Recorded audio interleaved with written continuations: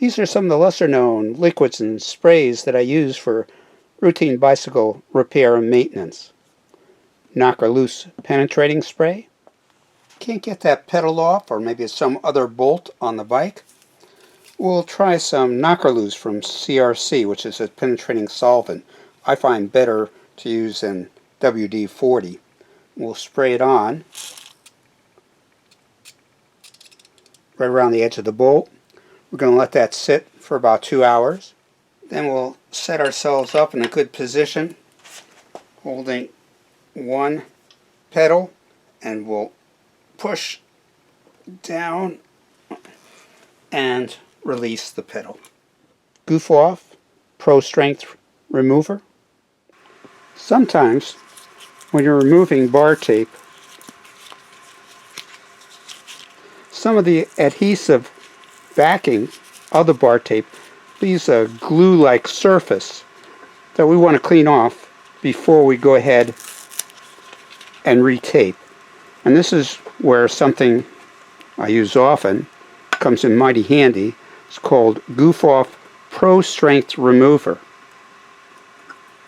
Just put some on a cloth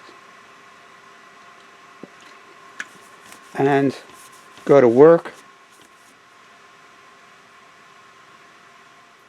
Heavy duty silicone spray. Squeaking from your pedals. Well, maybe the pedal itself, springs, could be the shoe cleat, but as a temporary fix we can use some heavy duty silicone, spray it on the pedal surface itself, and that may help the squeak go away until you have time to look and investigate further. This small bottle is a Fray Check. I cut the ends of the straps on my buckle, which were about yay long, down to make them shorter, but with time these are going to fray and look terrible and come apart. So what I do is I'm going to use my Fray Check. I'm going to coat the ends on both sides, leave it for about 24 hours, redo that, and that should hold the end, keep it from fraying, and keep the end straps looking neat. Montana varnish spray in gloss and also matte. The clear coat on this Lightspeed Classic that I'm restoring has been worn off on the top tube, probably from the person climbing on and off the bicycle. I want to put a new clear coat on, but I don't want to use that's sold at Walmart or other places because I know that will yellow. For that reason, I want to use the Montana varnish.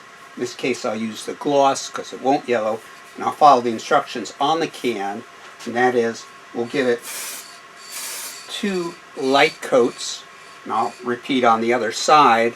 Let it sit for about 1.5 minutes to dry, not longer than 2 minutes, and repeat. Pledge to give your bike a quick polish. But a couple of tips. Use the enhancing polish rather than that made specifically for furniture and floors. The enhancing polish contains less oils and will leave less residual on your bike to pick up dirt. Another tip, don't spray it directly on the frame. You might get the pledge on the rims if you have rim brakes, or the disc or pad if you have disc brakes. Rather, spray it on a cloth and then go ahead and polish up your bike. Evapo-Rust. The rust solvent we're going to use is called Evapo-Rust. It's biodegradable, safe for the skin and eyes, and is reusable, so after we finish we can pour it back into the container. Into our container we'll place our front derailleur, rear derailleur, our chain ring attached to the crank. We're also going to throw in our old chain because we're going to need to at least have this pliable so we can measure against this for our new chain. Then we'll go ahead and fill it with our rust remover.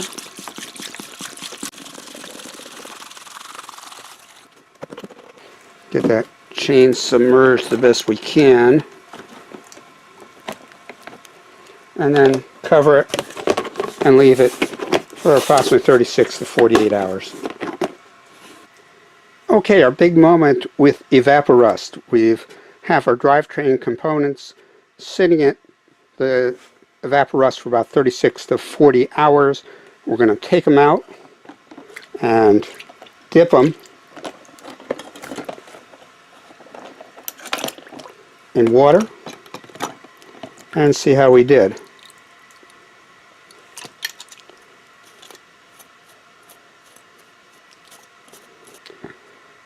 It looks like, although we removed some of the paint, most of the rust, if not all of it, is gone. And we'll dry this a little bit more, and we'll recycle the Evapo-Rust and pour it back into its original container so we can reuse it. If you have other suggestions, please comment below. Subscribe to keep up with our latest videos. This is Tony of Tony 10 Speed. Safe cycling.